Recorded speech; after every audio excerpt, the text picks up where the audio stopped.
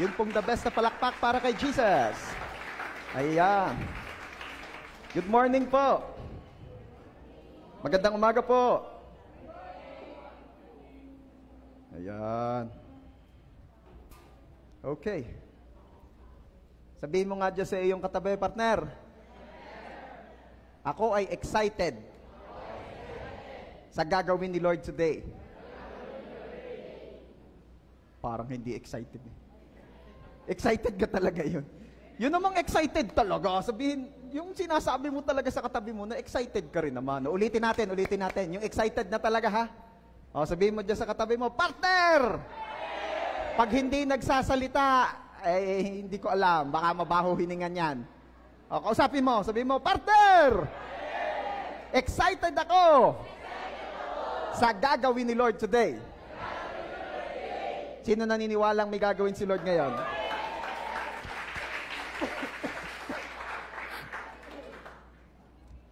Okay. Mahal, pasuyo akong tubig.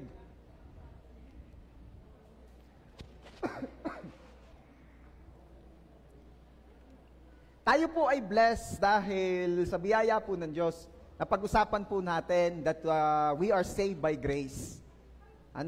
Tayo po ay ligtas dahil sa niligtas sa biyaya. Thank you, anak. Excuse mo na po.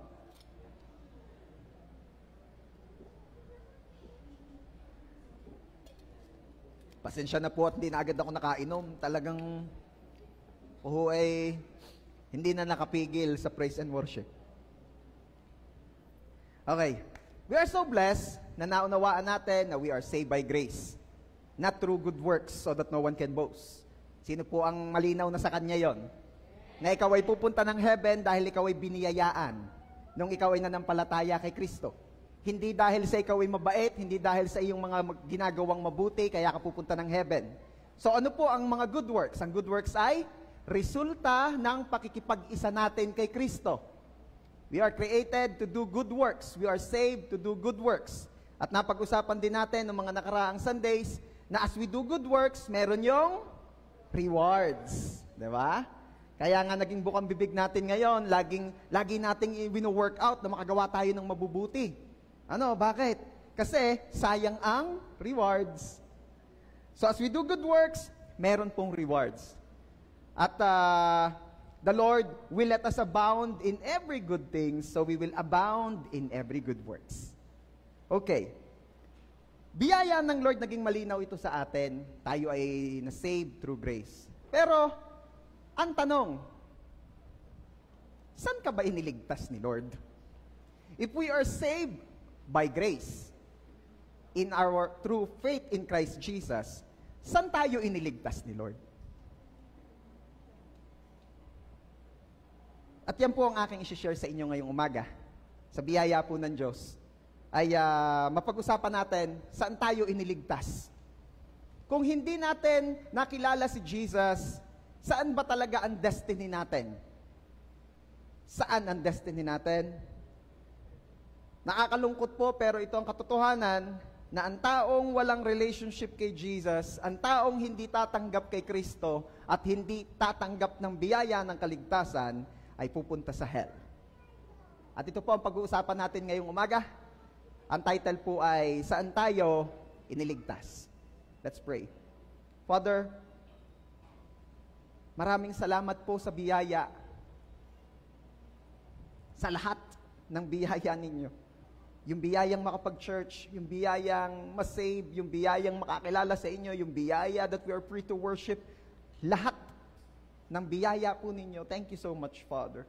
We ask forgiveness sa aming mga nagawang pagkukulang, kamalian, kasalanan. Forgive us, O God, and cleanse us with your most precious blood, Lord Jesus. And Lord, we pray na ang inyo pong pagsama, ang inyo pong pagtuturo, ang aming maranasan, biyayaan niyo po kami ng bukas na isip, ng bukas na puso. Gamitin niyo po ang inyong lingkod. Ang kaya ko lang gawin ay magsalita, pero kayo po ang nagtuturo, kayo po ang kumikilos, kayo po ang humihipo sa aming mga isip at puso. Kilusan niyo po ang gawain niyong ito, Holy Spirit. You are our teacher. You are our mentor. You are our coach. Be with us. Dwell upon our needs. We need you. And thank you, Lord Jesus, kasi ang promise niyo, two or three gathered together in your name, you are in the midst of them. We welcome you, O Lord. And we pray na lahat ng plano, pakana at gawa ng kaaway ay walang bisa sa gawaing ito. At ang tanging mapaparangalan lamang, ang tanging matataas lamang at maluluwalhati ay ang tanging pangalan mo, Lord Jesus. Lord, lalo niyo pong ipakita sa amin na ikay Diyos na mabuti. Thank you so much, Father. To you alone all the glory. Ito po ang aming prayer in Jesus' name. Amen. The best mong palakpak para kay Jesus. Okay. Everybody say, saan tayo iniligtas? Saan nga ba tayo iniligtas? Tayo po iniligtas ni Lord sa hell. Again, ang taong hindi tatanggap kay Jesus bilang kanyang Diyos Panginoon na tagapagligtas ay pupunta ng hell. Ang taong hindi tatanggap ng biyaya ng kaligtasan sa pamamagitan ng pananampalataya kay Kristo Jesus ay pupunta sa hell. Meron pong isang evangelist at pastor, siya po ay lingkod ng Diyos. Ang pangalan po niya ay Bill Wise. At siya po ay nagkaroon ng experience kung saan siya po ay pinaranas ni Lord na maranasan ng hell. Yan. At meron po siyang book entitled 23 Minutes in Hell. Pastor Kaigsi naman, 23 minutes lang. Ako nga'y kahit 0.1 second, hindi ko gugustuhin dong. Kaya yan 23 minutes is so long. And imagine, if somebody will spend eternity in hell. Ito po ang kanyang kwento. Mag-aalas 3 ng madaling araw, siya ay nagising at siya ay nauuhaw. Kaya pumunta siya sa may rep nila para kumuha ng tubig. At siya po ay bumagsak. Di pa nakakakuha ng tubig bumagsak na. At naramdaman daw niyang may humihigit sa kanya pababa. Naramdaman niyang hinihigit siya sa kanyang katawan. So, hindi niya maipaliwanag kung na-experience niya ay kinuha yung kanyang soul at dinala ni Lord sa hell o vision. Hindi niya ma-explain. Basta ang alam niya, yun ang nararanasan at yun ang nararamdaman niya that time. Hinihigit daw ang kanyang katawan, hinihigit daw siya palabas ng kanyang katawan. At nung nahigit daw siya palabas ng kanyang katawan, nakita raw niya ang kanyang katawan na nakahiga sa sahig. Pagkatapos po noon, ang sunod niyang naramdaman ay yung paghigit naman daw sa kanya, pababa ng pababa. At habang bumubulusok daw po siya pababa, palalim ng palalim yung kanyang binabagsakan, nahuhulog siya. At ito pa daw napansin niya, painit ng painit. Habang lumalalim, habang nahuhulog siya, painit ng painit. At padilim ng padilim. At bumagsak daw po siya sa isang napakabahong bilangguan. Isa daw pong kulungan na madilim at may mga rehas. Napakabaho daw po. Hindi niya maipaliwanag kung ano ang amoy. Para daw pinaghalong nabubulok na laman, asupre, at para daw kinalkal na kanal. So pag samasamahin nyo na lahat ng mababaho, hindi daw niya ma-explain, sobra baho. At pagdating niya daw doon, alam niya kung nasaan siya. Siya'y nasa hell. Kapag pala daw nasa impyerno, alam nung may katawan kung nasaan siya. Hindi na siya manghuhula. So mali po yung aking kwento sa inyo last Sunday na yung panaginip na hindi niya alam kung nasaan siya. Kasi daw pag nasa hell, alam ng taong nasa hell siya. Sabi po ni Bill, magaspang daw po yung bato ng mga dingding, tapos may mga rehas. At sabi niya, totoo ang impyerno. Hindi dahil sa naranasan o nakita niya, kundi dahil lahat ng nakita at naranasan niya ay nakasulat sa Bible. Again, ano nga yung naranasan niya? Siya ay nahulog. Pakiramdam niya siya ay nahulog ng palalim ng palalim ng palalim. At sabi po sa Isaiah chapter 24 verse 22, sama-sama silang ihuhulog sa hukay na katulad ng mga bilanggo. Ikukulong sila at saka parurusahan. So nakita natin, tama yung nag-experience. Nakasulat sa Bible yung na-experience ni Bill Wise. Nahulog siya, palalim ng palalim, at kulungan nga talaga itsura. And in Job chapter 17 verse 16, lulusong ba mga ito sa mga rehas ng Sheol? So ibig sabihin, may rehas nga. May rehas. Pastor, ano po yung Sheol? Sa Hebrew po, ang impyerno ay tinatawag nilang Sheol. Sa Greek naman po, ang tawag nila sa impyerno ay Hades. Meron po ba talagang impyerno? Yes, kasi si Jesus mismo ang may sabing may hell. The next question is, nasaan ang hell? Ang hell po ay unseen world. Ito'y mundong hindi nakikita ng ating naked eye. At ang hell po ay matatagpuan nyo sa pinakailalim ng daigdig. Or it is deep beneath the earth. Yan. Kasi nga po, ang meaning po nung Sheol at nung Hades ay unseen world. Sabi po sa Ezekiel 26:20, ililibing kita sa kailaliman kasama ng mga tao noong unang panahon. Everybody say kailaliman. Mananatili kang wasak sa ilalim ng lupa. Kasama ng mga taong naibaon doon at hindi ka na makakabalik sa lugar ng mga buhay. So we can see, nasa ilalim daw ng lupa. Ako naninibago sa inyo. Nung mga nakaraang Sunday, nagsisimula pa lang tayo, parang kayo kagulong-kagulo na, excited, tawa na. Parang katahimik nyo ngayon. Sabihin mo nga dyan sa katabi mo, partner. Huwag kang matakot. Anong itsura nung sinabi mong huwag matakot? Parang lalong natakot. Okay. Wala kang dapat ikatakot, Kristiyano, dahil hindi ka pupunta sa hell. Palakpakan natin si Jesus. Bakit hindi ka pupunta sa hell, Kristiyano? Ba't hindi ka pupunta sa hell, born again? Kasi tayo po ay saved.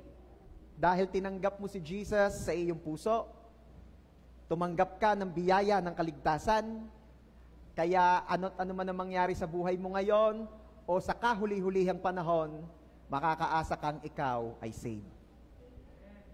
Sabihin mo nga dyan sa katabi mo, tinanggap mo na ba talaga si Jesus?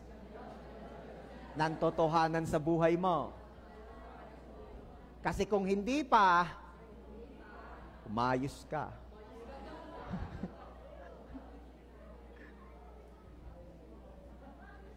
Ngayon pong umagang ito, makikita natin kung saan tayo iniligtas.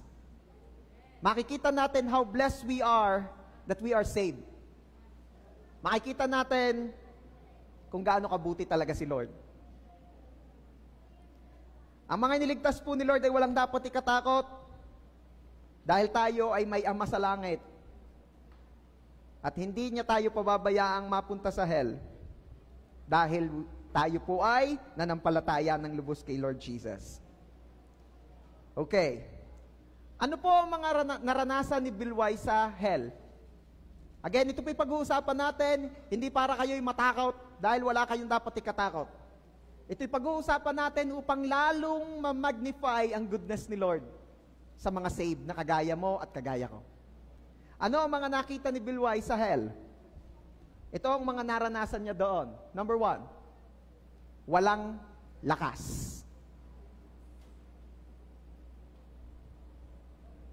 Walang lakas. Sabihin mo nga, wala daw lakas doon. Walang energy. Hindi ko na pinasasabi yun.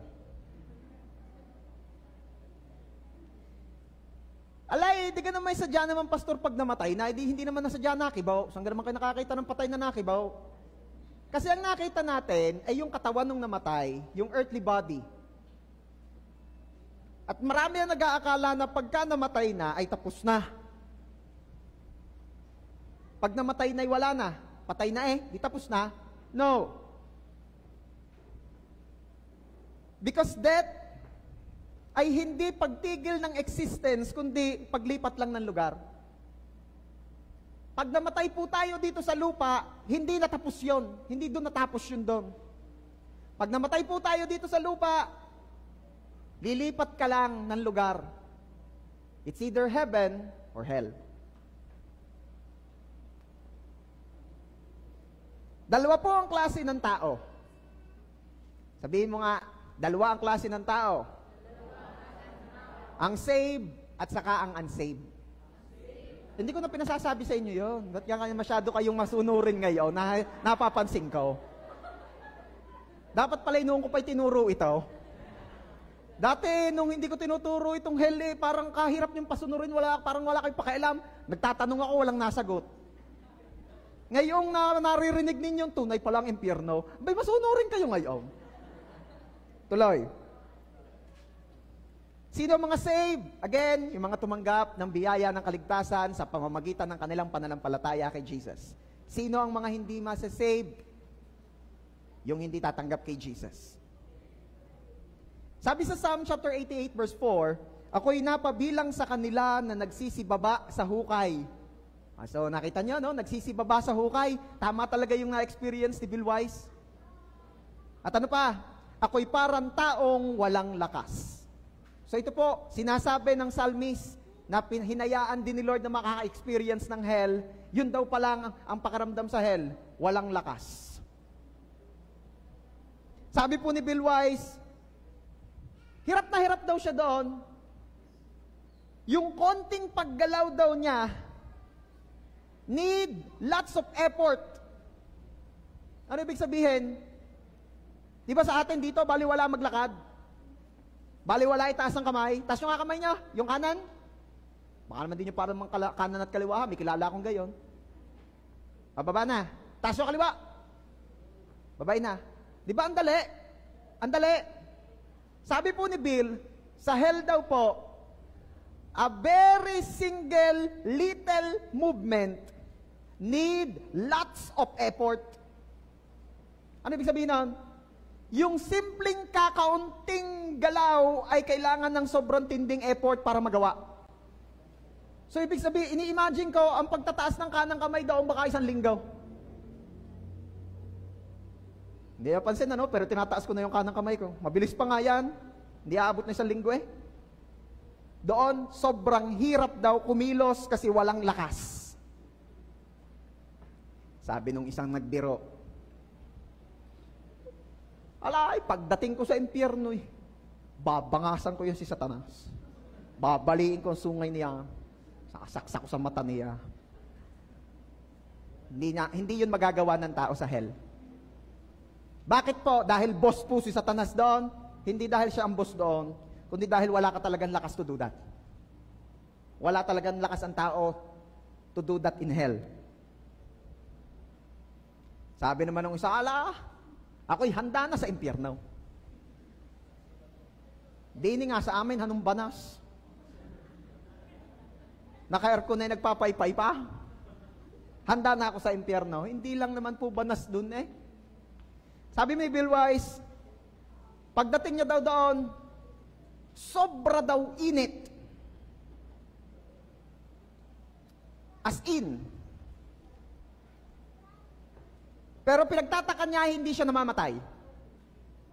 Bakit?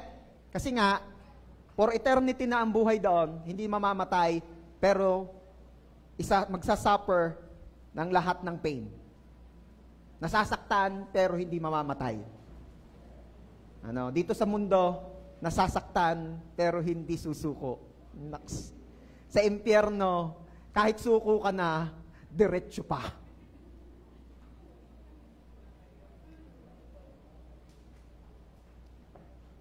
At sabi nung isa, handa na ako sa impyerno. Well, this is the truth. Walang taong handa sa impyerno. Wala. Walang suffering dito sa mundo ang makakapag-ready sa atin sa haharapin ng sinuman sa impyerno. Pero ang impyerno, handang-handa na sa mga walang relasyon kay Kristo. Ulitin ko.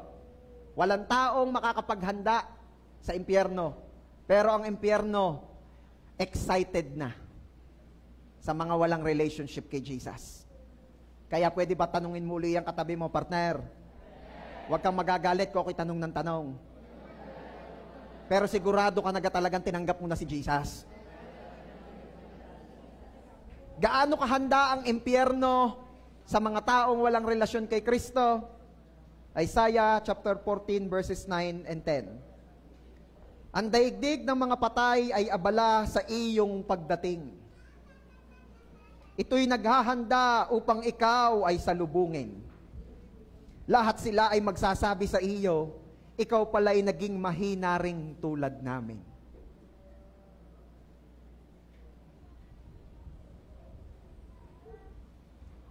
Sabi mo sa katabi mo, partner, parang nataas ang balahibo mo. Pero nagpapaypay ka.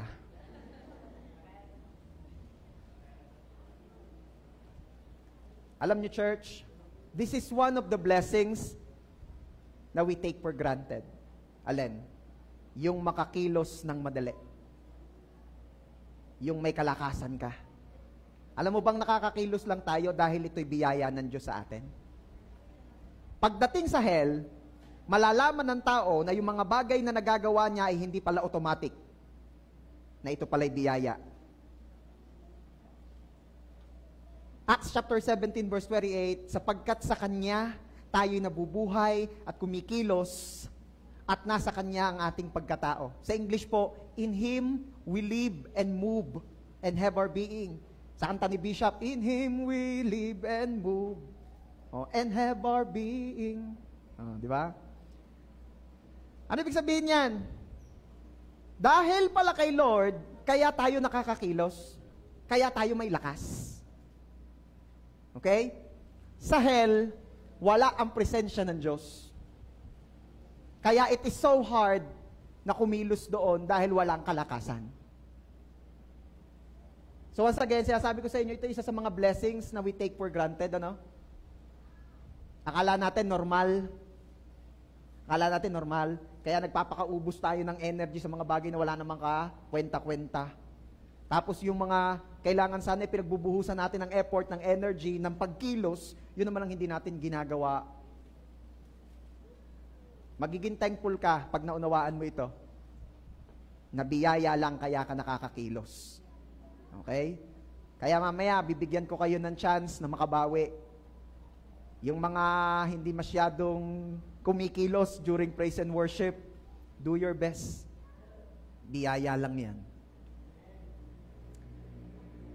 What else? Ano pa ang na-experience ni Bill Wise doon sa hell? Number 2, may mga nagpapahirap na mga demonyo. May mga demons per cell. Sabi ni Bill Wise, di ba inilagay nga daw siya doon sa isang parang kulungan? Wala naman daw siya maaninag kasi napakadilim. Pero binibigyan siya ni Lord ng kaunting liwanag for the purpose na makita niya kung anong naroon para ma-serve ang purpose ng pagpapadala ni Lord sa kanya doon. At maya-maya pa raw, sa loob ng kanyang kulungan ay minaaninag siyang mga creatures. Hindi niya maipaliwanag nung una kung ano ang mga yon. Pero maya-maya pa napagtanto niya na yun pala yung mga demons. Ang itsura daw po pala ng mga yun ay deformed. Ano ibig sabihin ng deformed? Hindi balance, hindi maganda ang itsura. Yung tipong malaki ang kaliwang kamay, maliit ang kanang kamay. Laking-laki ng kanang paa, tapos ay maliit yung kaliwa. O kaya naman, malaki ang tiyan, tapos maliit ang likod. Basta hindi maintindihan. Pangit. Twisted, deformed, hindi maayos ang itsura. At sabi ni Bill, mukha raw silang mga reptiles. May mga kaliskes, Merong mahaba ang uso, parang buaya. Merong maigsi, malalaki ang ngipin, mahahaba ang kuko na matatalas. At nasa 12 to 13 feet daw po ang laki. Ano ibig sabihin nun? 13 footer? 12 footer? Anong height ni Kai? 7, 3. Ay di duwinde. Maliit pa rin si Kai pagka nakaharap ay mga demonyo. Dahil ang mga demonyo daw ay mga 12 to 13 feet minimum. Kasi sabi ni Bill, may mga mas malalaki pa. At ito ang napansin niya, sila ay lahat ay galit na galit kay Lord. Kina-curse nila si Lord. Binablaspheme. Nagsasalita sila ng mga salitang hindi dapat sinasabi sa Diyos. Sila ay galit na galit sa Diyos. You know why? You know why? Kasi sila ay nagkasala pero sila ay hindi isinave. Sila ay nagkasala pero no, Jesus died on the cross for them. Galit sila kasi hinangad ng kanilang leader, si Lucifer, na makapantay ang Diyos pero sila ay ibinagsak ng Diyos. Galit sila kasi wala silang nagawa kay Lord. Galit sila kay Lord kasi hanggang doon lang ang kaya nila, galit. Maya-maya pa daw, sabi ni Bill, ay napansin niyang, pati daw sa kanya galit na. Imagine ninyo si Bill, yung parang nakatayo siya doon, takot siya. Tapos biglang napatingin sa kanya yung mga demon at sabi sa kanya, siya sa kanya raw galit. Imagine ninyo si Bill, teka. Ba't ako'y sa aking galit? Galit na galit sa tao ang mga demons. Bakit? Kasi ang tao ay isinave ni Lord. Galit na galit sila sa tao kasi ang tao ay nilikha ayon sa wangis ng Diyos na kinagagalitan nila. Sabi ni Bill, kinuha daw siya nung isa. At siya daw ay inihampas sa pader. Pakiramdam daw niya ay durug-durug ang kanyang buto sa pagkahampas sa kanyang yun dahil napakalakas daw. Pero again, ang pinagtataka niya, di siya namamatay. Pero yung pain, nararamdaman niya.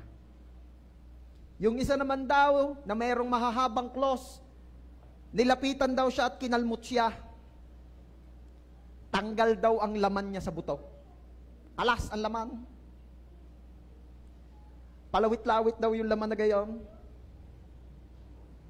Pero again, di siya namamatay. Pero ramdam niya ang pain. At isa sa napansin niya, ang mga demons daw na ito ay wala talagang awa. Bakit? Psalms chapter 103 verse 17, but the mercy on those who fear Him. Ang awa daw ay naroon sa mga may takot sa Diyos. Mapapansin ninyo, kahit yung pinaka-notorious at pinaka-masasamang taong nabuhay sa mundo, kahit kaunti, may awa pa rin. Kahit kaunti, may awa pa rin. Pero hindi daw po ninyo pwedeng ihalin tulad ng mga demonyo doon dahil sila ay wala talagang awa. Bakit? Kasi ang demonyo ay walang takot sa Diyos. And the Bible declares na ang mga may takot sa Diyos ay may mercy. So therefore, ang demonyong walang takot sa Diyos ay walang mercy. Ano pa ang napansin, na-experience, nakita ni Bill Wise sa hell? Walang tubig. Ito napansin niya. Kahit nung siya'y sinugatan ng demonyo at lumabas na nga, tanggal nga ang laman niya sa buto, napansin niyang walang dugo. Leviticus chapter 17 verse 11, for the life of the flesh is in the blood. For the life of the flesh is in the blood. Ay ba't walang dugo? Kasi nga sa hell, walang life. Kaya po sa hell, walang blood o tubig. Si Jesus mismo ang nagkukwento na talagang walang tubig sa hell, nung nagkwento siya patungkol sa pulubing si Lazaro at yung kanyang among mayaman. Sabi po sa Luke chapter 16, verses 22 to 24, namatay ang pulubi at siya'y dinala ng mga anghel sa piling ni Abraham. Namatay rin ang mayaman at inilibing. Sa gitna ng kaniyang pagdurusa sa daigdig ng mga patay, natanaw ng mayaman si Lazaro sa piling ni Abraham. Kaya't sumigaw siya, Amang Abraham, maawa po kayo sa akin. Utusan po ninyo si Lazaro na isawsaw sa tubig ang dulo ng kanyang daliri at basain ang aking dila dahil ako'y naghihirap sa apoy na ito. You see, ano ang pakiusap ng mayamang lalaki kay Abraham? Utusan si Lazaro na isawsaw man lamang ang dulo ng daliri sa tubig at idutdut sa kanyang dila. Kahit kaunting tubig lang, kahit single drop lang, parang awa mo na. Bakit? Kasi walang tubig doon. Meron daw isang naging kanta na ang sabi ay, sa langit, walang beer. At ang ibig sabihin lang daw nung kantang iyon ay, magpakaigi ka na habang narito ka pa sa lupa dahil sa langit walang beer. Well, I agree. Or kung meron man dong version ang langit ng something to drink na magbibigay sa iyo ng kasarapan ng pakiramdam, dahil ang sabi sa Bible, ang heaven daw doon ay kakain ka hindi para mabusog, kundi para masarapan lang. Naniniwala akong meron ding drinks doon na iinumin mo, hindi para mawala ang uhaw dahil di ka naman na mauuhaw, kundi para lang masarapan. But not necessarying para malaseng. Again, I agree. Baka nga wala ng beer doon. Pero ang punto ito, church, ano naman kung walang beer sa heaven? Ito ang tandaan natin. Sa hell, ni isang drop of water, wala.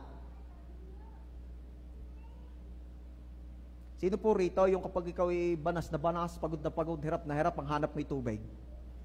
Meron ka bang kilala na kapag yung galing sa initan, tapos pagod na pagod, init na init, ang hanap ay cake? Kuha ang cake. Bakit? Kainit. Ang pagod na pagod, ako'y kabalas. Kuha ang cake.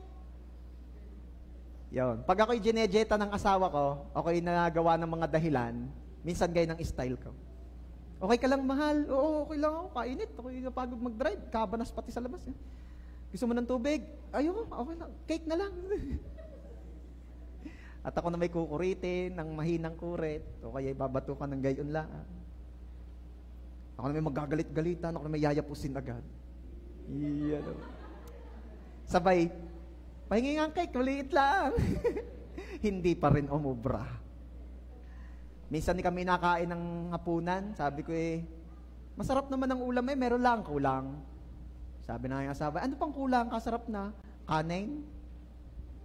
Sabi, tama ka na, gabi na. Ayun. At thankful naman ako kasi itong pulong ito, malapit na sana uling mapabigay. Nagkasya pa ali dayitin mo pa ako. Okay. So ano ang nakita? Ni Bill Wise, wala raw tubig. Walang tubig. Napakahirap sa hell. What else? Number 4, ang hell ay lugar ng pagdurusa. Sabi nung iba, ako'y okay lang sa akin kahit ako'y mapunta sa impyerno at di doon ako magtutuloy ng aking kasiyahan. Well,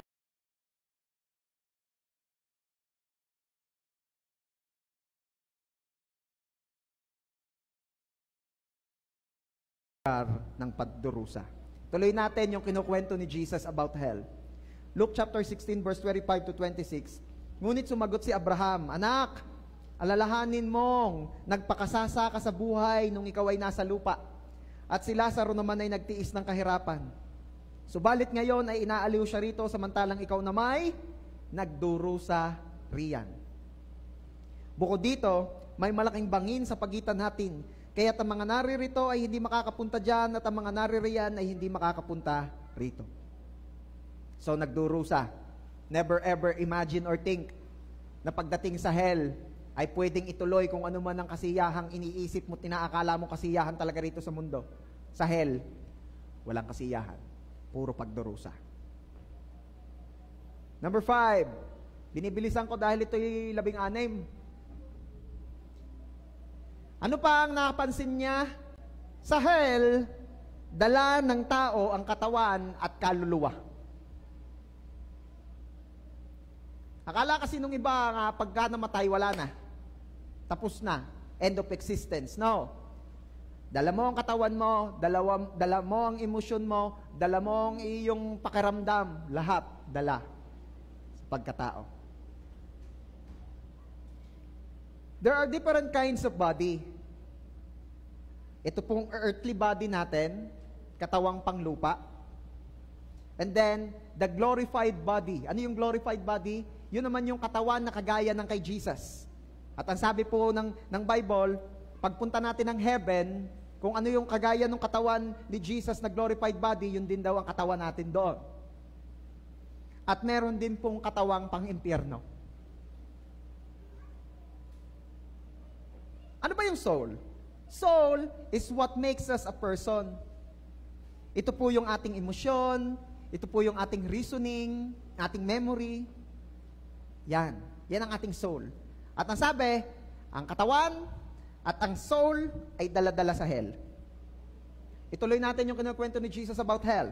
Luke chapter 16 verses 27 to 28. Ngunit sinabi ng mayaman, kung gayon po ang mga Abraham, ipinapakiusap kong papuntahin si Lazaro sa bahay ng aking ama, sa aking mga kapatid na lalaki. Suguin po ninyo siya upang siya'y bigyang babala. Sila'y bigyang babala at nang hindi humantong sa dakong ito ng pagdurusa. Nakikiusap yung mayaman. Pausap-usap na po abang Abraham kay Lazaro.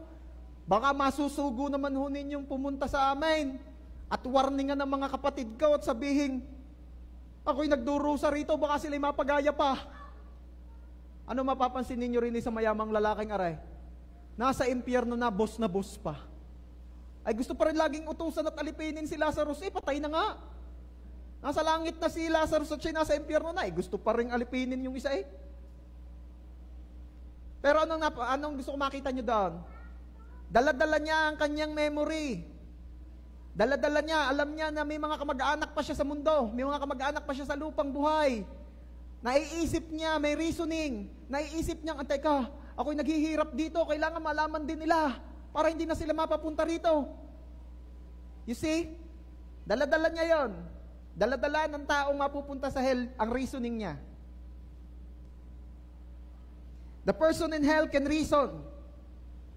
At pagdating daw ng tao sa hell, doon siya sobrang magsisisi na hindi siya nagtiwala kay Jesus. At doon siya magiging concern sa kanyang mga loved ones na wala ding relationship pa kay Jesus, na sana makakilala sila kay Lord. Yung burden na meron ka ngayon for the lost, sinong mga may burden dito for the lost? Yung gusto mo rin na ang kamag-anak mo, kakilala mo, ay makakilala rin kay Jesus so that they can be saved. Yung mga walang relationship kay Lord, pagdating daw ng hell, dun pa lang nila marirealize yon. Na sana makakilala rin sila kay Jesus kasi para di sila magaya sa akin. Para di nila maranasan ang nararanasan ko. And you know, church, knowing hell will remind us how blessed we are na tayo po ay iniligtas ni Jesus. Sino po rito ngayon yung nagsasabing mas lalo mong nakikita, na-appreciate ang goodness ni Lord sa iyo? Na hindi mo ito raranasin kasi inabot ka ng biyaya ng Diyos. Na hindi mo raranasin ang hell dahil nakakilala ka kay Jesus at ikaw ay biniyayaang magkaroon ng relationship sa Kanya, biniyayaang ikaw ay masave, biniyayaan ng blessed hope, biniyayaan na ano man ang mangyari sa buhay mo, alam mong heaven ang punta mo. Then tell me, for those na nagsasabing ang Diyos ay hindi mabuti, tell me na ang Diyos ay hindi mabuti. God is so good. God is so good na ginawa niya ng paraan na hindi natin ma-experience the horror of hell by giving His one and only Son, our Lord Jesus. Pwede bang palakpakan natin ang Diyos doon? Thank you, Lord. You are so good. You are so good. Ang ating po pinag-uusapang ito ay hinayaan ni Lord na mapag-usapan natin para mag-serve na wake-up call. Para ma-remind tayo of our friends, family members, loved ones, special someone. Ma-remind tayo na kung hindi pa nila kilala si Jesus, we need to do our best to share Jesus to them. Ay hayaan mo nang mapagtawanan ka, hayaan mo nang ma-persecute ka, hayaan mo nang ikaw ay masabihan ng kung ano-ano, masabihan ka ng hallelujah, praise the Lord, pabibol-bibol, bait-baitan, pala desisyon. Kasi pag sinabi mong lahat ng hindi tatanggap kay Jesus, pupunta ng hell, sasabihan ka pala desisyon. Well, hindi ako ang nagdesisyon. Kasi noon pa, sinabi na ni Lord, decided na pagdesisyonan na ng Diyos yan. Yain ang mapagtawanan kaysa naman mapapunta sila sa hell. Sabihin mo. Pag pinagtatawanan ka na when you're sharing Jesus to them, sabihin mo, yain na, tapagtawanan mo na ako. Kaysa naman mapapunta ka sa hell. At pag lalo lumakas ang tawa, ituloy mo lang. Titimik din naman yan. Titigil din naman yan. O kung hindi man siya tumigil during your conversation, bago siya matulog, pag tahimik na lahat, maaalala niya sinasabi mo. Maaalala niya. Hindi po totoo yung sinasabi ng ibang lahat ng tao ay makakapasok sa langit. Sabi nung iba, parurusahan lang daw muna ng saglit. Tapos pagka daw mga nagsisi na, ay kukuhanin na rin daw doon sa lugar ng parusa at dadalhin na rin lahat sa heaven. Who told you? Walang ganun sa Bible. Comfort na lamang nila yon, kaya nila naisip yun at nasabi. Walang ganun. Malamang yun yung mga tipong mga magulang na pagkapalo sa anak ay nung naiyak ay inaalo. No. Hindi po yun ang sinabi ng Diyos sa kanyang salita. Hindi po yun totoo. Hindi totoo na lahat pupunta agad ng heaven. No. Ang sabi po sa Bible, kapag tinanggap natin si Jesus as our Lord and Savior, you will be saved. Si Jesus lamang ang only way. Kaya lahat po ng mga makakarinig ng message na ito, kung meron ka pang inaakalang ibang daan papuntang heaven, then I want you to know the truth. Jesus is the only way to the Father. Wala nang ibang daan. Lahat ng mga tumatawag pa sa ibang pangalan, walang ibang pangalang ibinigay sa silong ng langit upang ating ikaligtas, kundi ang pangalan lang ni Jesus. Lahat ng mga nagtitiwala pa sa kayamanan, nagtitiwala pa sa kanyang sariling lakas, karunungan, come on. You need to know this truth. Only Jesus can save us. There's no other way to heaven but by accepting Jesus, accepting what He did on the cross.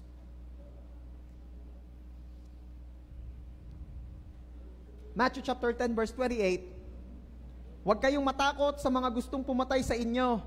Ang katawan lang ninyo ang kaya nilang patayin, pero hindi ang inyong kaluluwa. Sa halip, matakot kayo sa Diyos na siyang may kakayahang puksain ang katawan at kaluluwa ninyo sa impyerno. You see, doon sa dulo, puksain ang katawan at kaluluwa ninyo sa impyerno. So, we can see, talagang dala ang katawan, dala ang soul sa hell. What else? Number 6, ano pa napansin ni Bill doon? Ano nakita niya, ano na-witness niya, na-experience niya? Palibot daw ng uod. Kanina ang aking mga anak, pinagagayak na, ayaw pang kumilos. Dahil nag-aagawan doon sa pambubbles. Nag-aagawan. Dinala nung ina doon sa terrace yung maliit para aluin dahil nagliligalig na. At pagdating doon sa terrace ay nakakita ng higad. Nakakita ng tilas. Alam niyo ba yung higad? Alam niyo yung tilas? Para doon sa hindi po alam ang higad o tilas, siya po yung parang worm na hairy, scary. Itchy. At nung nakita ng mga anak ko ay di takbuhan na. Takot sa nag-iisang tilas. Sa impyerno po, ang buong paligid ay maraming uod. Hindi nga tilas, uod. At sabi po ni Bill, ang uod daw po doon ay naaani-aninag lang niya kasi napapansin niya kumikilos, gumagapang sa katawan, kumakagat ng laman. Kinakain daw po ng uod ang laman doon ng mga tao. But then again, hindi sila namamatay at hindi nauubos ang laman nila. Pero they feel the pain of being devoured by the worms.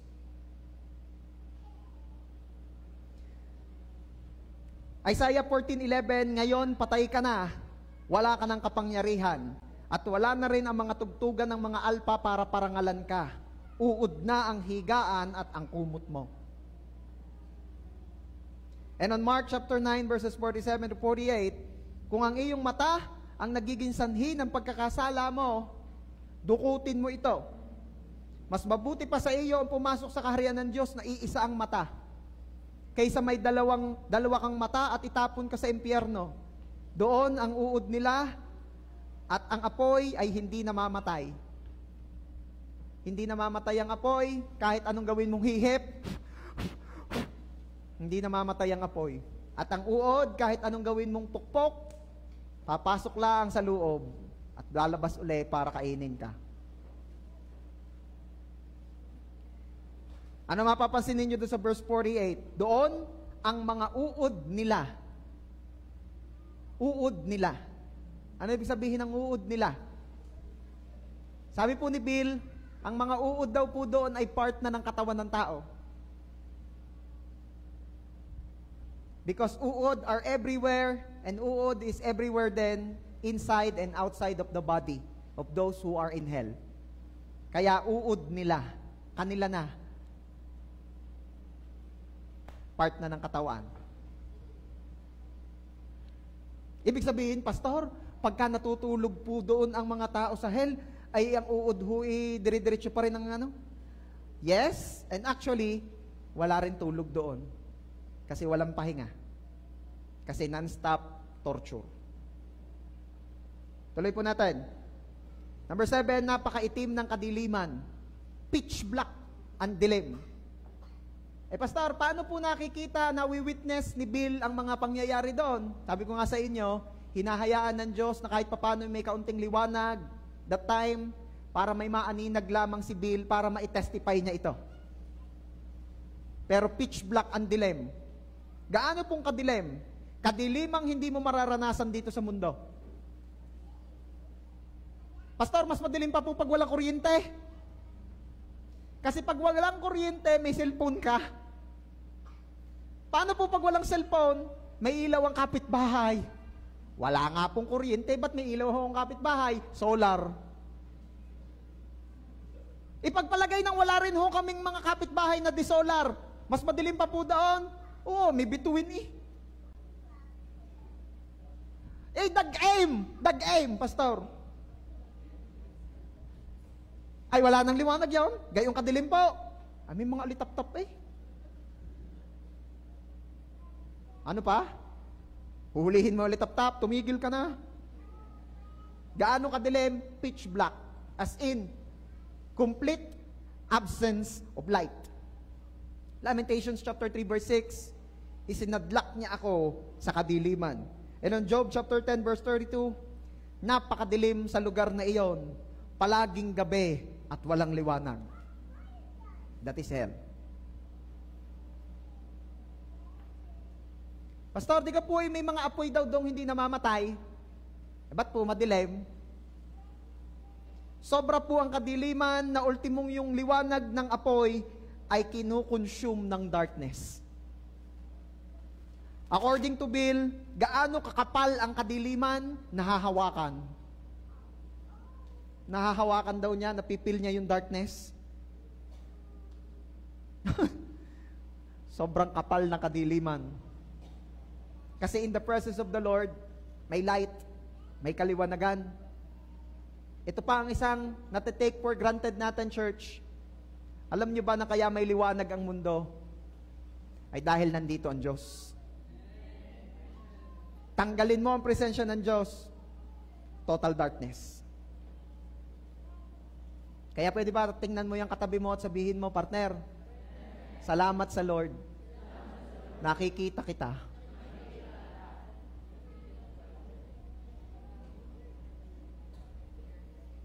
Paano nasabi ni Bill na may apoy? May mga outline lang. Number 8. May hukay ng apoy na 1 milya ang lapad. Siyempre, estimate lang ni Bill ito, malamang mas malaki pa. Wala naman kasing dalang pansukat si Bill doon. Sa mga magtatanong. Matthew chapter 13 verses 49 to 50. Gayon din ang mangyayari sa katapusan ng daigdig. Darating ang mga anghel, ihihiwalay ang mga masasama sa mga matutuwid. Itatapon ang masasama sa nagliliyab na apoy at do'y iiyak sila at magngangalit ang kanilang ngipin. Sino raw ang itatapon sa nagliliyab na apoy? Ang masasama. Ibig sabihin, pastor, lahat ng mga gumagawa ng mabuti, hindi pupunta doon? No. Pag sinabi ng Lord na masasama, ibig sabihin lahat ng hindi tumanggap kay Jesus. Kasi kahit gumawa ka ng mabuti, kung hindi ka tumanggap kay Jesus, hindi ka ituturing na matuwid. Because we all know, the Bible declares, na lahat ng ating mabubuting gawa ay maruming basahan lamang sa harapan ng Diyos. So walang mabuti ni isa. Kung standard ni Lord ang pagbabasihan. Pero ba tayong mga tumanggap kay Jesus ay inaring mabuti? Inari, tinanggap na mabuti. Dahil tinanggap natin si Jesus sa ating mga buhay at ang kabutihan ni Jesus ang nakikita ni Abba Father sa atin. So again, sino ang itatapon doon sa apoy? Yung mga walang hindi tinanggap si Jesus as their Lord and Savior. And sabi ni Bill, nakita niya na libo-libong tao ang nasusunog sa apoy. Pero again, buhay pa din kahit nasusunog. And according to Bill, nakikita raw niya doon na sa sobrang lakas daw ng apoy, darang pa lamang talaga daw ay sobrang nakakasunog na. At tinutulak daw ng mga demonyo doon ng mga tao para mahulog doon. At pag-ahon daw ng mga tao roon, kumakalas ang laman sa buto sa sobrang lakas ng apoy, pero buhay pa rin. Dinaig pa ang bulalo.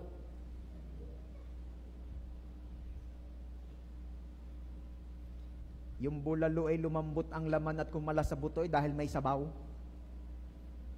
Ay ari lumambot sa apoy.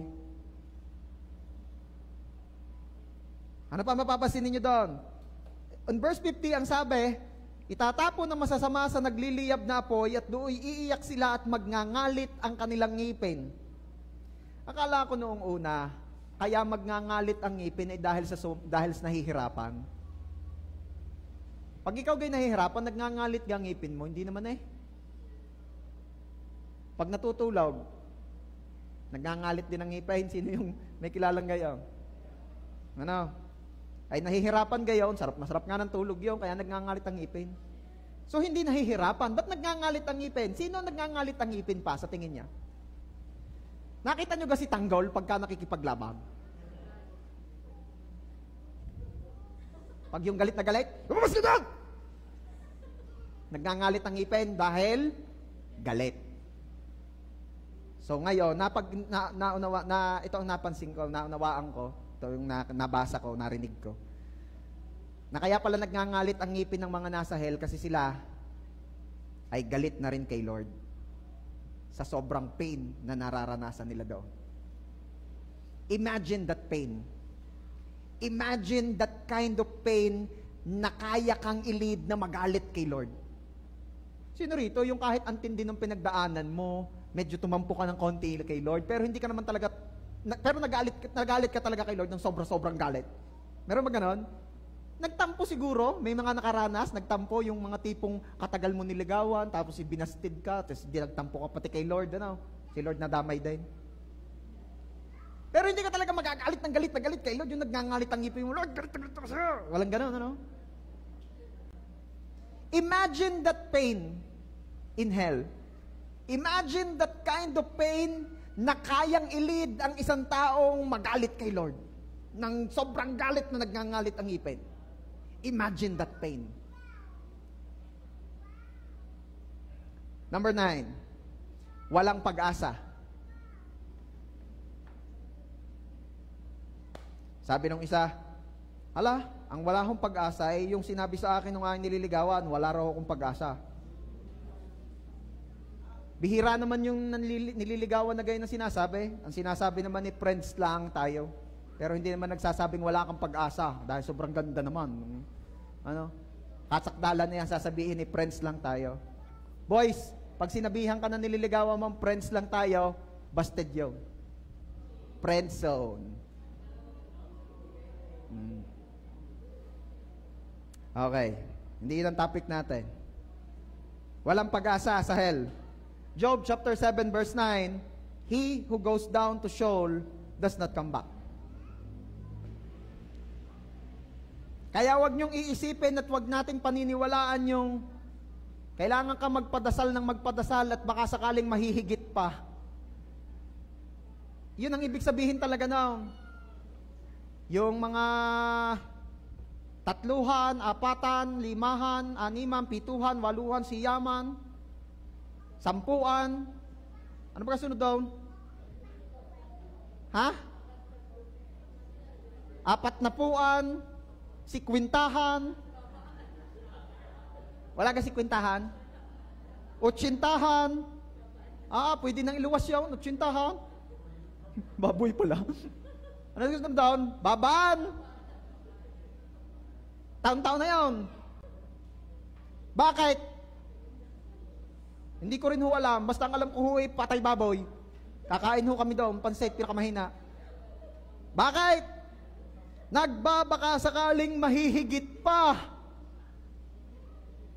At madadala pa sa dapat sana at gusto sanang pagdalahan. I want you to know, church, walang ganon.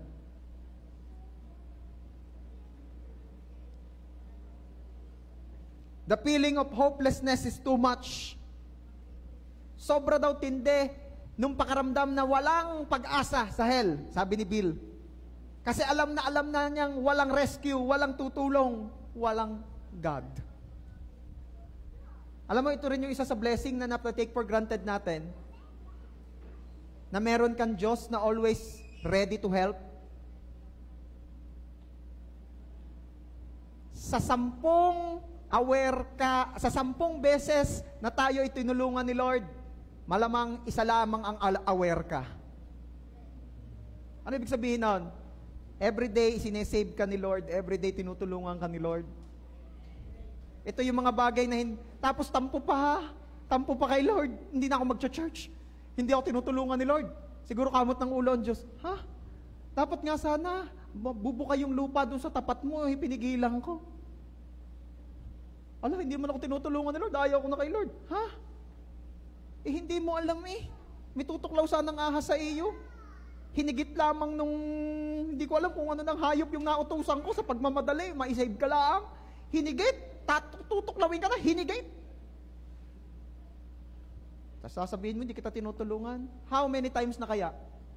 Na merong isang lamok na may dalang malarya ang tuturok sana sa iyo, pero pinakain ni Lord sa butiki. How many times kaya na meron sanang hanging may dalang virus na wala pang gamot hanggang ngayon, ang sana'y malalanghap mo, pero pinahihip ni Lord yung hangin sa kabila para mataboy, palayo doon sa walang tao. Ilang beses na kayang ganon? Ito yung isa sa mga blessing na hindi natin minsan napapansin at naipagpasalamat. Alam mo bang napaka-bless mo Kasi meron laging hope, laging may pag-asa dahil nandito ang Diyos kasama natin. Alam mo sa hell, walang pag-asa. Kasi walang Lord doon. Sabi ni Bill, pagdating daw niya ng hell, inalis daw ni Lord sa kanya yung kaisipan na siya ay Christian. Kaya doon daw, ramdam na ramdam niyang walang hope. Walang pag-asa kasi walang Diyos. Number 10, nag-iisa. Alam niyo ba that hell is a complete isolation? Sabi ni Bill, ito pa daw naranasan niya. May mga rehas, may mga kulungan. Kaya wala kang makikita ang kasama, wala kang makakausap, may kasama, demonyo. Makikipagkwentuhan ka daw. Tapos pitch black, kaya wala kang makita. Kahit meron ka sigurong malapit-lapit na kasama, hindi mo naman na makita. Ay pastor, di iimik yun. Makakaimik pa gayon, puro scream na nga, puro Yun ang naririnig daw doon. At pagngangalit ng ngipin, at langit-ngit ng mga uod na nanganginain ng laman, at tunog ng mga nawawasak na laman, tunog ng mga nababaling buto. Yun daw ang naririnig. Hell is a complete torture. Kaya kung ikaw ay natutulilig na sa lato-lato, naghahanap ka ng lugar na walang lato-lato dahil rinding-rindi ka na sa ingay ng lato-lato, then I want you to know, sa hell, hindi lamang lato-lato ang maririnig mo. Sabihin mo nga dyan sa katabi mo, napaka-bless natin na hindi tayo pupunta sa hell. Napakabuti ni Lord.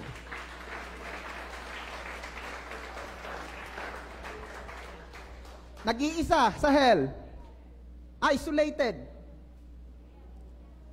Sabi ko sa inyo, complete torture ang hell.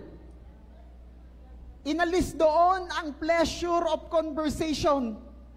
Sino po rito yung natutuwa ka na ikaw ay may nakakausap? Kasarap kaya nang may kakwentuhan. Minsan nga, kadami mo pang gagawin. Pag napakwentuhan ka na, siya, husay na, napasarap na. Diga? Kaya nagpapang-abot na yung hugasin ng almusal at tanghalian. To the point na walang kakainan ng tanghalian dahil di pa nahugasan yung pinag-almusalan. Bakit? May nakamarites ka. Uy, kamusta ka ko? Ngayon kita nakakwentuhan eh. Huwag ka, kahapon magkausap na rin yan. Sa hell, walang ganon. Inalis, pati pleasure of conversation. Ito yung isang blessing din na we take for granted din. Hindi natin na ipagpasalamat. Kaya kung ang iyong ina, pagkakarating mo sa inyo, ay tanong ng tanong at nangungumusta sa iyo, pagpasalamat mo na may inang laging nagtatanong at nakikipag-usap sa iyo. Hindi yung, inay, para ka nagalato-lato, kaingay mo. Come on! Ito yung mga bagay na hindi natin na ipagpasalamat. Yung mga tipong, ba't ikaw hindi nasama ng life group ninyo? Ala, ayaw ko sa life group namin, lagi akong kinakausap. Lagi akong tinatanong, ano ipagpapasalamat ko raw kay Lord? Lagi akong tinatanong, anong nabalita, anong natutunan ko nung linggaw? Ba't ka laging tanong? Ayaw ko na ako'y kinakausap, ayaw ko matinda life group. Ay siya, kung ayaw mo, meron akong alam na lugar, walang kakausap sa iyo. Pili. Siya, sa life group na ako. Yan na, life group leaders. Yung mga hindi nasama sa life group ninyo dahil lang ang katwiran ay ayaw na siya kinakausap. Paalala mo itong topic natin. Number 11, sa hell, walang layunin. But double N? Walang layunin. No.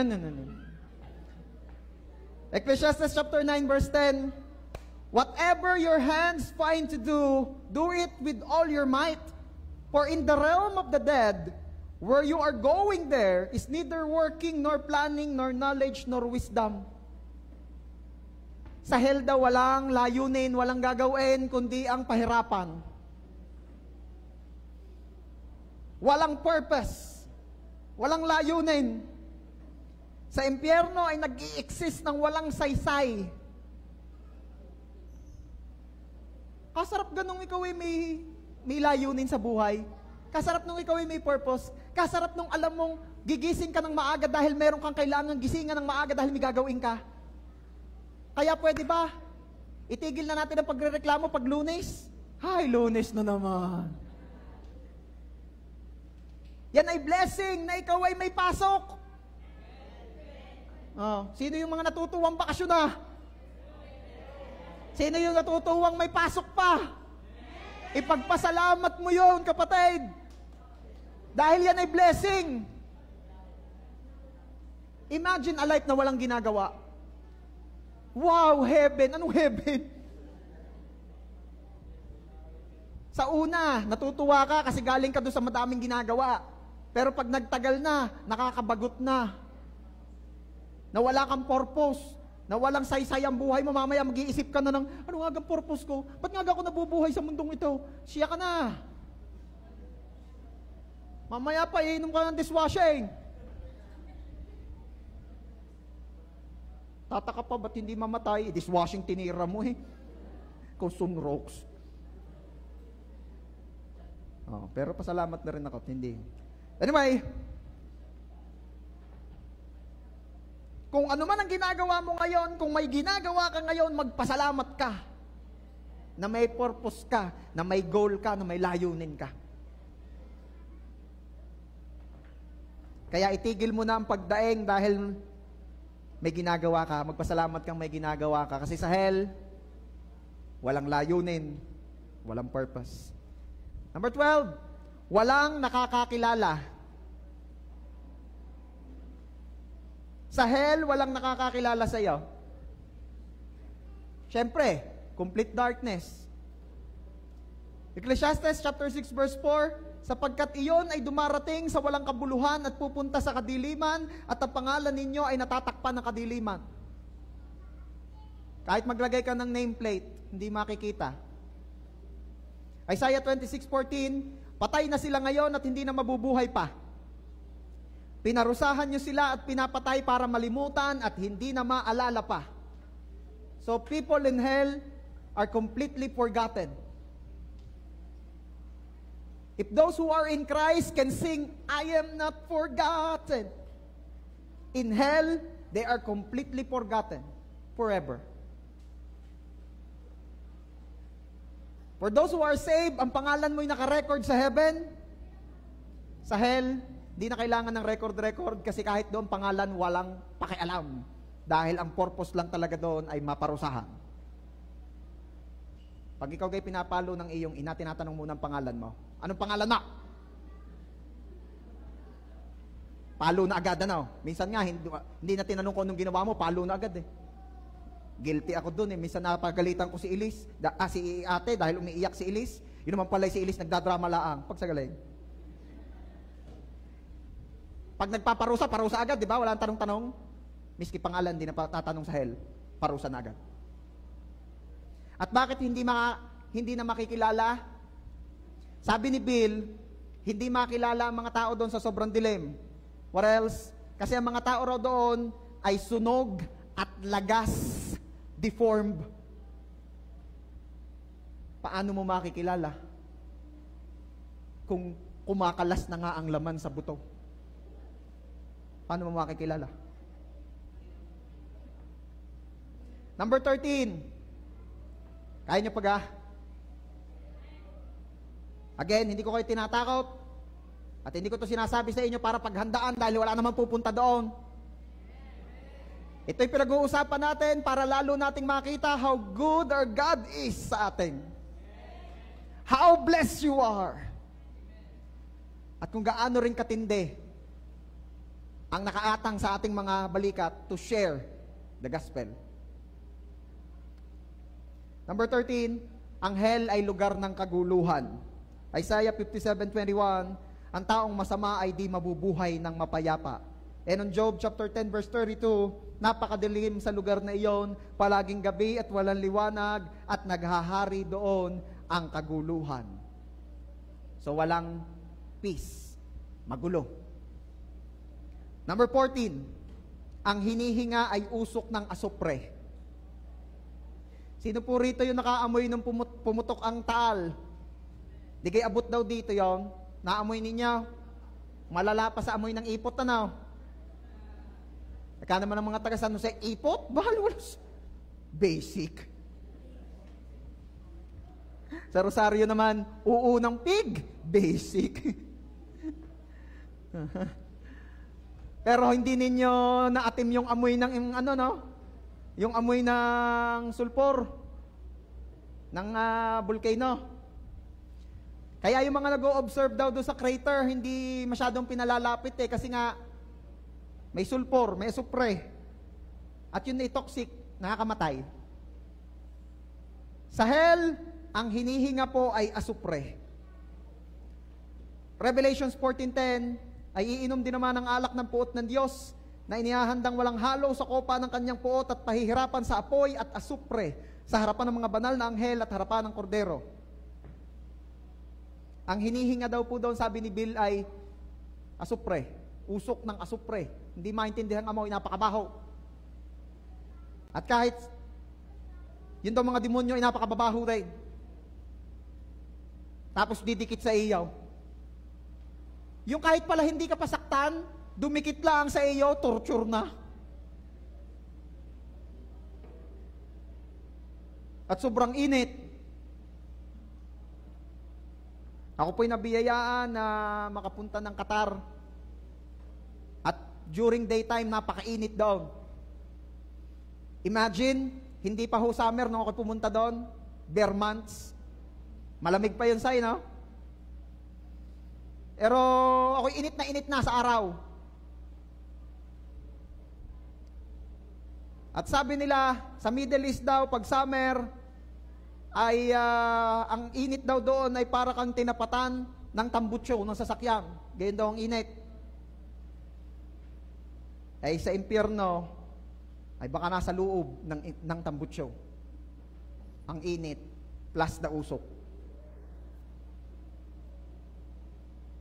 Revelations 14:11, at ang usok ng hirap nila ay papailang lang magpakailanman.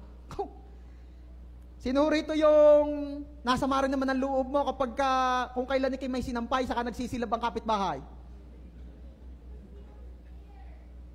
O kaya naman, lagi na lang nagsilab, kaya ang katwiran ay para lumayas ang lamok, pero pati tao layas. Dahil hindi mo makayang suminghot ng usok. Pero ano ang nasa mindset mo? Kaya napipigilan mong magalit. Kasi alam mong mamaya, wala na yan. Alam mong mamaya, wala na yung silab. Alam mong mamaya, wala na yung usok. Pero alam nyo sa hell, ang sabi roon, at ang usok ng hirap nila ay papailang lang, magpakailan paman. Kaya hindi nawawala ang usok doon. Hindi nawawala yung usok na asupre for eternity. At ang sabi ni Bill, ang paghinga daw doon ay ganito.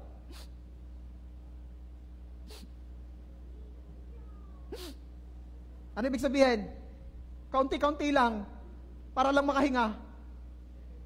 Ikaw ga, pag nado sa tapat ng silab, nilalamnam mo ga talaga? So I believe in hell, hindi din nanamnamin ng taong suminghot doon. Sabi ko nga sa inyo, wala pang ginagawa ang demonyo, napadikit pa lamang torture na dahil ang baho daw.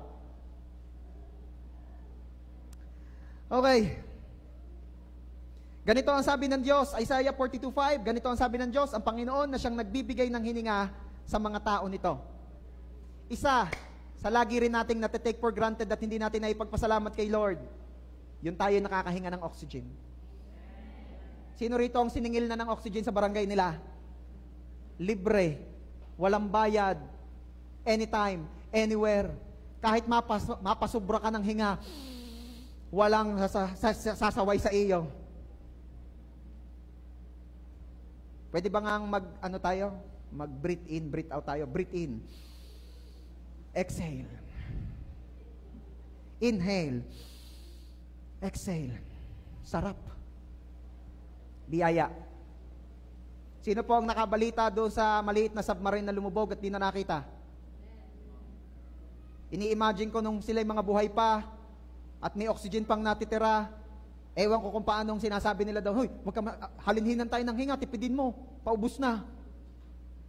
Samantalang dito, we are so blessed. Hindi mo kailangan sabihan ng katabi mo ng dandahan ng paghinga at wala na akong makuha. We are so blessed. Palakpakan natin si Jesus. Number 15, walang uri ng kapahingahan.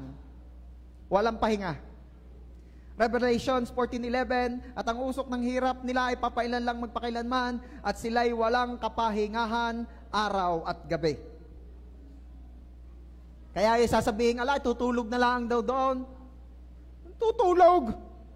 Wala kang tulog doon. Wala. Dire-diretsyong torture. Dire-diretsyong pasakit. Dire-diretsyong pahirap. Saka paano ka tutulog? Yun ngang mabanas lang. Hindi ka na makatulog. Ay doon ay ang init nga daw kung sa tunay na taong, normal na tao ay mamamatay sa init. Paano ka makatulog doon?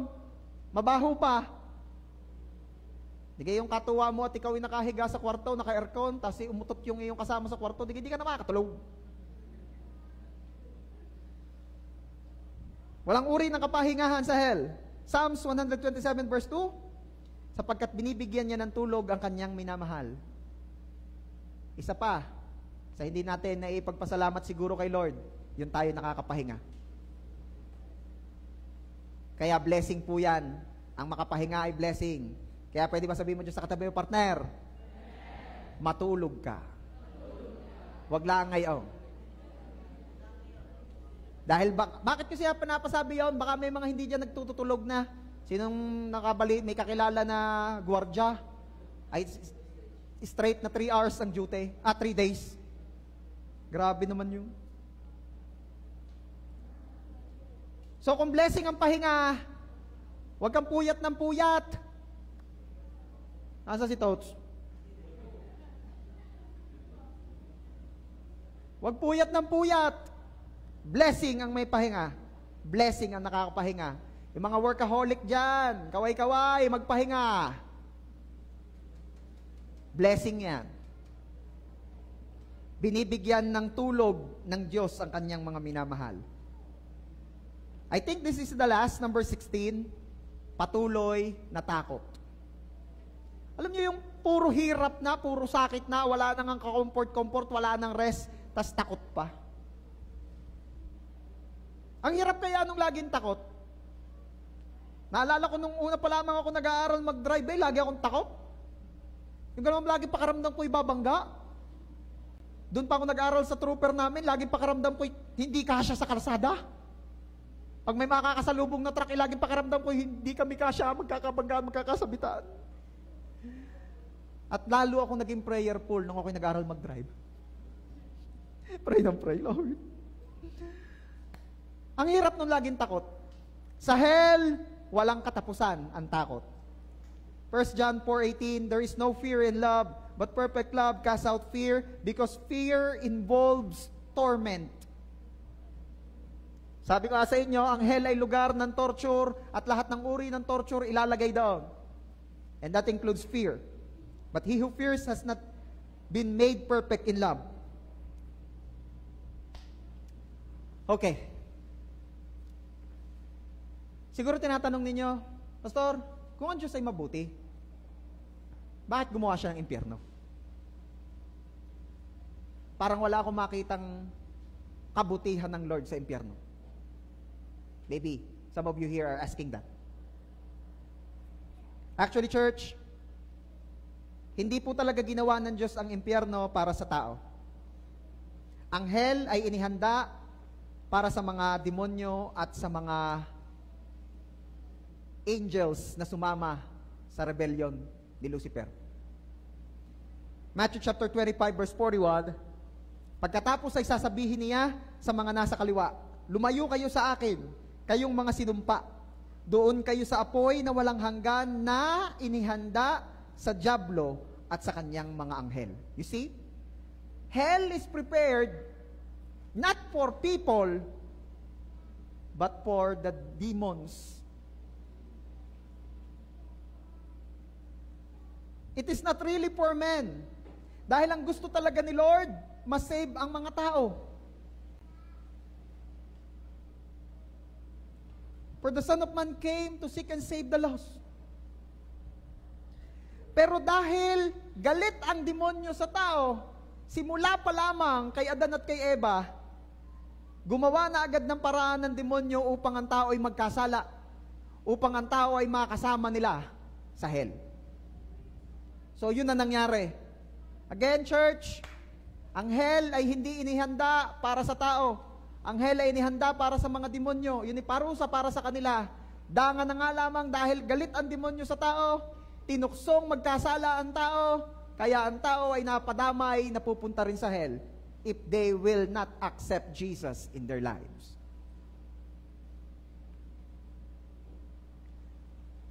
At ano ang inihanda ng Diyos sana sa tao? Ano ang talagang inihanda ng Diyos para sa tao?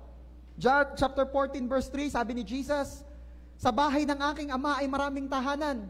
Kung hindi gayon, sasabihin ko ba sa inyo na ako'y paparoon upang ihanda ko ang lugar para sa inyo? Ihanda ang lugar para sa inyo, saan daw? Sa bahay ng aking ama. So ang nakaprepare talaga sa tao ay heaven. And hell is prepared for the demons. Kaya wag nating iisipin na ang hell ay, kung ang Diyos ay mabuti, bakit nag-prepare siya ng hell? Hell is prepared not for us, but for the demons. Yun nga lamang, pag nagkasala ang tao, at hindi nila nakilala si Kristo, they're all going to hell. James chapter 1 verse 17, every good gift and every perfect gift is from above, and comes down from the Father of lights, with whom there is no variation or shadow of turning. Alam nyo, yung mga napapag-usapan natin kanina, na mga hindi mararanasan sa hell, wala sa hell, absent sa hell, pero present sa ating buhay ngayon, lahat yan ay blessing. Oxygen, liwanag, yung biyayang may nakakausap ka, yung biyayang may nakakasama ka, yung hindi ka nahihirapan, yung hindi mabaho ang paligid, yung maganda ang paligid, lahat yan ay pagpapala. Yan ang sinasabi ng verse na yan, na lahat ng mabubutit, magagandang bagay ay galing sa Diyos. Lahat yan ay blessing. So it's about time, church, na mas lalo tayong maging mapagpasalamat kay Lord. Kasi alam niyo sa hell, walang ganyan. Sino po rito yung mga nakakapunta na doon sa mga magagandang view? Palawan, nakakapunta ka sa, pag nakaakyat ka ng Bagyo, nakikita mo yung mga dinaanan nyo, ganda no? Ang sarap sa mata, color green. O kapag ka nasa tabing dagat ka naman, yung nakakapanood ka ng sunrise, nakakapanood ka ng sunset, biyaya ng Lord, nagpakasal po kami na may sunset. Yun. Okay. Ang ganda, no? Ang ganda pagmasdan. Bakit yan ay maganda? Maganda yan dahil narito si Lord. Alisin mo si Lord, pangit na yan. And that is hell. Hindi naman talaga ginawa ni Lord ang hell. Inalis lang ng Diyos ang kanyang sarili sa lugar na iyon. Inalis ng Diyos ang kanyang presence. At yun ang naging hell. Because a place without God, a life without God, is hell. Bakit ang pangit ng hell? Bakit walang buhay sa hell? Bakit walang masarap sa hell? Ba't walang maganda sa hell? Kasi wala si Lord doon. Again, a life, a place without God is hell. At hindi po ang Diyos naglalagay ng tao sa hell. Ang tao po ang nagdi-decide na pumunta doon. Pastor, may gugusto ka naman pong pumunta ng hell. Sabi ko nga sa inyo, lahat ng hindi gugusto kay Kristo ay ginugusto ay impyerno. Mahal ng tao ang lahat. Kaya nire-respeto niya ang free will mo. Okay. Taas ng kamay ng mga binata. Baba na. Taas ng kamay ng mga single, yung mga walang girlfriend. Iisa na. Hindi ko alam. Hindi ako informed. Okay, biro lang. Pag ikaw ay nanligaw at ikaw ay binasted, ano ang gagawin mo? Liligawan uli? Busted na nga liligawan uli. Di ba babasted ka uli? Anong gagawin mo pag ikaw ay nanligaw at ikaw ay binasted? Sabi nung naririnig, sleep na raw. Anong gagawin? Ay, mahal na mahal mo eh. Anong gagawin mo? Pipilitin? Sino sumagot ng pipilitin? Sino sumagot ng pipilitin? AJ, ikaw talaga? Hindi ko in-expect na ikaw yun. Pipilitin daw. Oh, sino naman nagsabing dudukutin?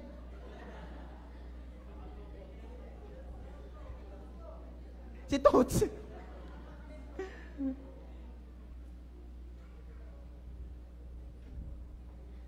Dudukutin, pipilitin.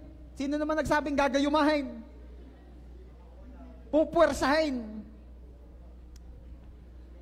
Then, tell me, love ba talaga yon pag dinukot? Love ba talaga yon pag pinilit? Love ba talaga yon pag ginayuma? Di ko maipaliwanag. Love ba talaga yon? Hindi. Ay pag love, ano? Anong gagawin? Pag binasted ka, pag ayaw sa iyo, at love mo, anong gagawin? Pag ayaw sa iyo? Ha? Magmomoira? Anong gagawin? Lalayain? Di ba?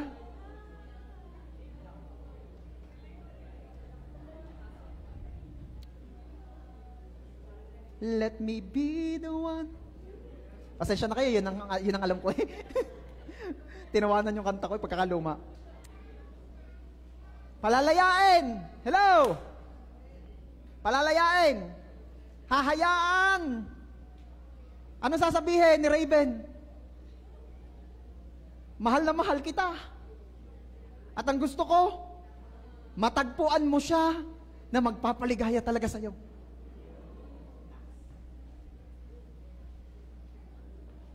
Dahil mahal kita. Huwag mo lang ipagkai na ikaw ay aking mahalin. Pero meron akong kilala ang kanta. If I'm not made for you, then what? Silent na, tahimik na ako. Baka makilala ninyo. Palalayain. Hahayaang magdesisyon ng kung anong gusto dahil mahal. Mahal eh. Palalayain na.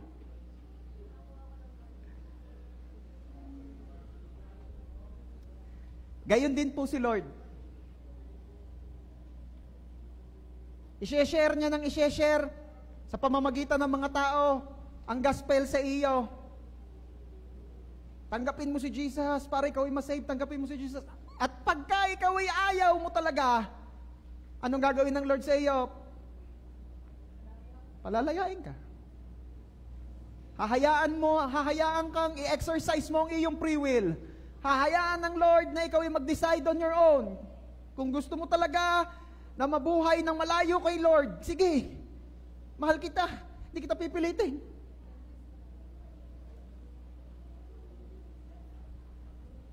Mahal ng Lord ang lahat, kaya irirespeto niya kung saan gustong pumunta ng tao.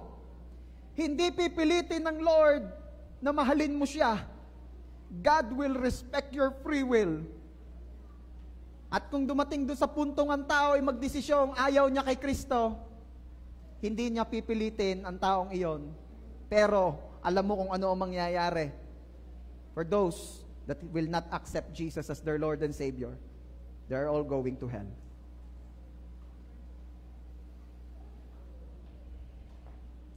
I will end up this teaching with these verses. Ito po ay prayer ni David, ni King David, doon siya'y minsang nagkasala. Sabi niya in Psalm chapter 51 verses 10 to 12, Create in me a clean heart, O God, and renew a right spirit within me. Cast me not away from thy presence, and take not thy Holy Spirit from me. Restore unto me the joy of thy salvation, and uphold me with thy free spirit. Ano ibig sabihin niyan? Nung nagkasala si David, nahingi siya ng sorry kay Lord. Pagkahingi niya ng sorry kay Lord, ito ang nire-request niya, Lord, biyayaan niyo po ako ng pusong malinis. puso na may matuwid na pagkatao. Huwag niyo po kung ihihiwalay sa presensya ninyo. At kung i-relate natin ito sa pinag-uusapan natin ngayon, ano yon? Ano yung lugar na wala ang presensya ng Diyos? That is hell. At huwag niyo po kung ilalayo sa Holy Spirit. Ipaalala niyo po lagi sa akin ang kagalakan ng aking kaligtasan. The joy of your salvation. Church, maaaring ngayon pong umaga, narinig natin, nagkaroon tayo ng idea, kung di man kumpleto, at least meron tayong hint what hell is. Nakita natin how good our God is. At malamang merong mga ilan sa inyong nagsasabi, gusto ko na talaga nga magseryoso sa relasyon ko sa Diyos. Maybe, this prayer is a good prayer for you and for all of us. Nahingin natin, Lord, linisin niyo po ang puso ko. Gusto ko pong mabuhay na ng may katuwiran sa iyo. Gusto ko pong ayusin ang relationship ko sa iyo. Gusto ko pong magkaayos tayo, Lord. Huwag niyo pong hahayaan na mawala ako sa presensya niyo. At lagi niyo pong ipaalala sa akin the joy of your salvation. Alam niyo ba, ang end result upon knowing the truths about hell, lagi mong maaalala, lagi kang magkakaroon ng kagalakan that you are saved. That you are saved. So pwede ba? Sige, palakpakan natin si Jesus.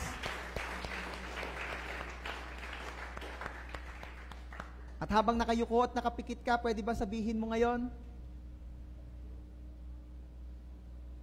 Ama naming Diyos, marami pong salamat sa biyaya na marinig ang iyong mga salita. Patawarin niyo po ako sa aking mga pagkukulang. Panginoong Jesus, Ikaw ang aking Diyos, Ikaw ang aking Panginoon, Ikaw ang aking tagapagligtas. Salamat po sa inyong goodness. Salamat po sa biyaya ng salvation. Salamat po dahil iniligtas niyo ako sa horror of hell. Thank you, Lord, for saving me, for blessing me to enjoy this life at magkaroon ng blessed hope na ako'y palangit. Biyayaan niyo po ako na ma-share din ito sa marami. Most especially sa aking pamilya. Gusto ko po makakilala rin sila sa inyo at hindi sila mapahamak sa hell. Ito po ang prayer namin in Jesus' name. Amen. Ako na lang po mananalangin. Manatili po kayo nakayuko at nakapikit. Lord, thank you for giving us even a small hint, an idea kung ano meron sa hell. Hindi para kami matakot, kundi para una, maging lalo kaming mapagpasalamat sa kabutihan mo sa amin. And second, Lord, lalo po naming maalala, maisip, the urgency of sharing the gospel to many. Salamat, Father, for blessing us with a wonderful day today and for giving us the opportunity na mapag-usapan ng iyong salita sa araw na ito. To you alone all the glory and honor. Ito po ang aming prayer in Jesus' name. Amen. Palakpakan po natin si Lord. God bless you.